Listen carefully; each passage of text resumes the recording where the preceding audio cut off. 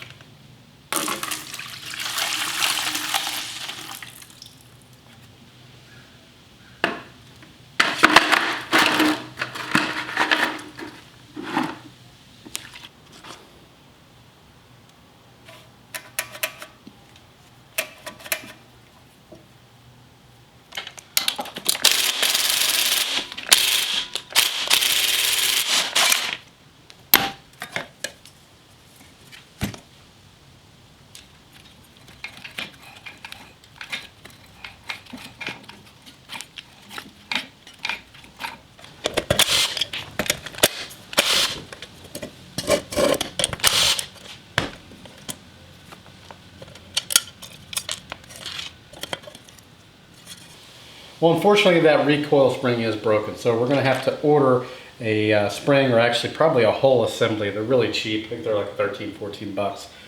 But before we do that, we want to make sure this motor is actually okay. Everything's good with it. He's not opposed to buying a new motor for it, but we're going to see if we can use what we have before we make that decision. So first things first. Don't have a rope, obviously, to try to start this, so what we've done is we've used the impact, try to kick it over, put a little gas in a tube here, got it squirting down the carb, and we're not getting anywhere with that. So what we want to do first is make sure that our kill switch is working, because otherwise that will cause this not to start. So I've unplugged the kill switch from the ignition coil. So to test that, we're going to get our meter here, and we've got set on continuity. So we're going to take one wire from the coil, or the ignition coil, and touch the other wire on ground. Now I got nothing, but let's go button on and see. Okay, we've got continuity, so we know our switch is good. The next thing we're going to do is check for spark. So we don't know if this works. It's rusty. That should not prevent it from throwing a spark. In order to do that, we're going to get our spark plug, put it in here. So what we're going to do now is actually test for spark, and the way we're going to do that is we've got our plug right here, still plugged into the wire, which goes to our ignition coil. We still have it unplugged, and we're going to go ahead and spin the flywheel here and see. We should get a little bit of spark, and we're not getting anything.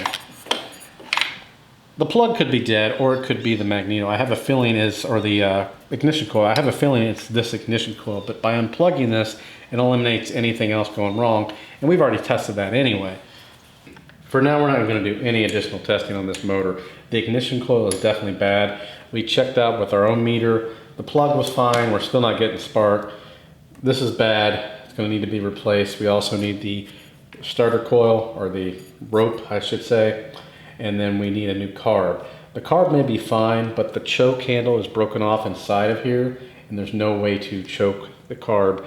And I don't believe that little tiny part is available, so there's no sense in messing with that. And I think those are about $12. I think the starter's about $12, and that's about $12. So roughly $40 or so in parts, but also he wanted to know if possibly he should purchase one of the Harbor Freight motors. And that may be an option. I think those are usually about $100. And you'd have all new parts on them and just swap them over and go from there. So we'll see what he wants to do with that, but we're not going to do anything else to the actual motor right now. So we're just going to go ahead and tear the whole thing apart and start prepping it for paint. Okay, we're going to start with the front wheel here. Take it off first. We're just going to cut the clip.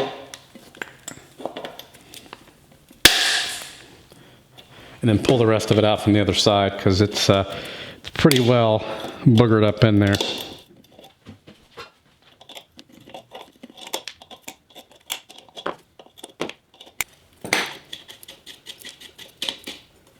Got some rust here. We'll hit that with some of our rust removing products. And before we paint, see it just chipped off. This whole lower fork is fairly rusty.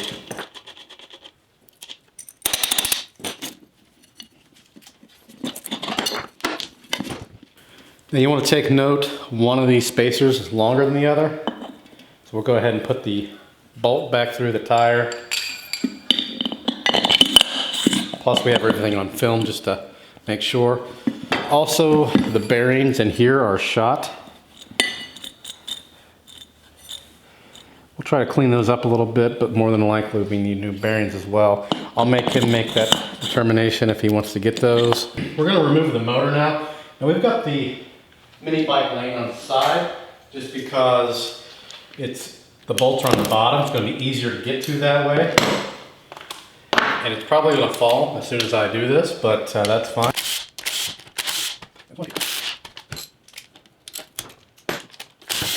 And there it goes.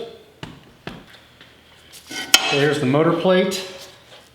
And then we've got the motor over here.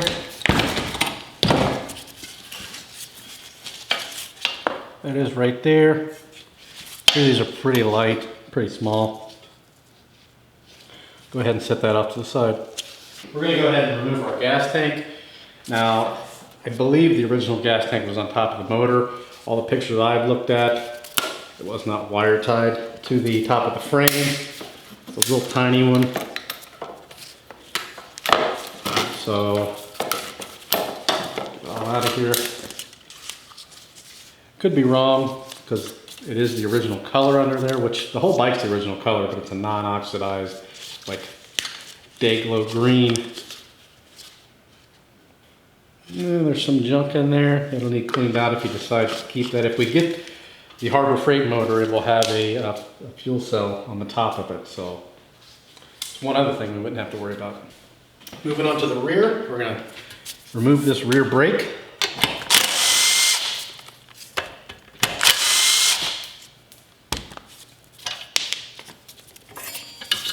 Slide it out of the way.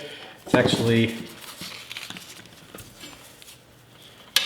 we'll have to check the pads out, and we'll get to that at some point to see how good they are. And there's a bunch of grass and dirt in there. I'm sure the pads are probably fine. I mean, this is just a mini bike. I can't imagine too much going wrong with them. Yeah, it looks like there's plenty of life left on those. Apparently this was the stock option. Now this cable feels pretty free. A little bit of rust down here, but we can clean that up.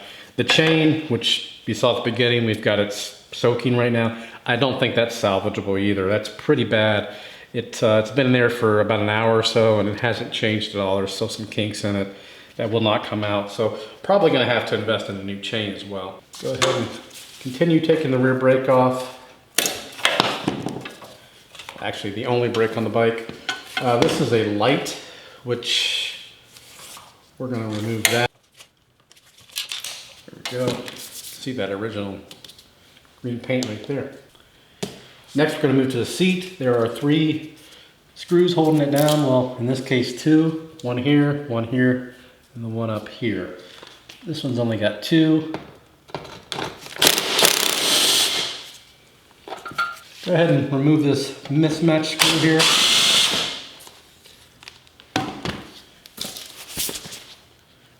There's your seat. Not a whole lot of cushion in there. Since we're back here, let's go ahead and remove the rear fender.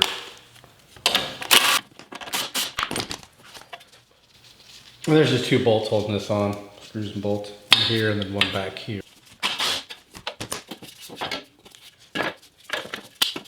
Moving on to the rear wheel, we're going to go ahead and take this one off. Now, nobody put the cotter pin in this one, so probably just cranked it down.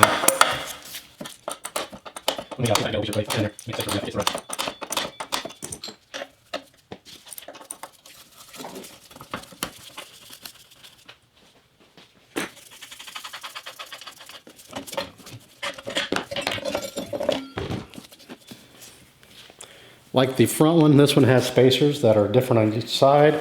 And like the front one, these bearings are totally seized. Also in the rear here, you have a chain guide roller, or chain roller. Actually, it appears to be spinning just fine. So we're going to go ahead and remove it so we don't get paint on it when we actually paint.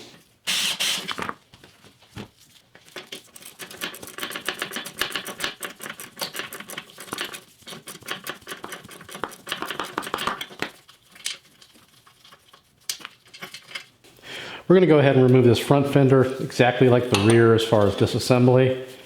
So you've got one here. And then you've also apparently got one in the middle which holds the... Well, I guess not. It was just stuck there. We're going to go ahead and remove the levers as well. See if we got the right size here.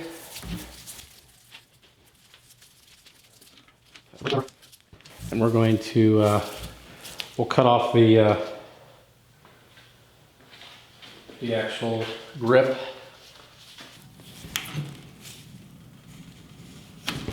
And that should do it. Look at that pretty paint. Got our brake off. And at the end of the day, this is what you're left with. Essentially a frame. We did not take off the front fork just because don't really need to. I mean, we're gonna paint it, but there's not a whole lot that can get in there. I didn't take off the pegs. Again, really don't need to. And I didn't take off the kickstand. We don't really need to. Got a big dirt mess on the table. I mean, this is just everywhere. And this is still dirty. So we're gonna make this probably a 2 or 3 part series. We kind of skimmed through the breakdown. I know normally I'm kind of step by step on the motorcycle builds, but this is pretty self-explanatory. When we do the reassembly, we'll go over step by step in detail. So the next steps are going to be to actually clean this all up, paint all the tins, do all that stuff, get everything painted, find out what my buddy wants to do with the motor, the bearings, the grips, the chain, and I think that's it. Because right now, as it stands, we've got bad bearings on the wheels. We need a new chain, we need a new carburetor, we need a new ignition coil, we need grips, and I don't know if I already said carburetor, but we need that. Oh, tires. He's already ordered the tires though, so we're good there. And those are tubeless tires, so that's all good. The brakes appear to be okay. As soon as we get all those parts in, we start painting this. We'll make some more videos, so it may be a couple weeks before we get the parts, I don't know. I'm gonna try to start cleaning this up and stripping it down this week. It's still Sunday, November 5th, so we'll see how that goes. It just depends on family and that kind of thing. So look out for part 2, and thanks for watching.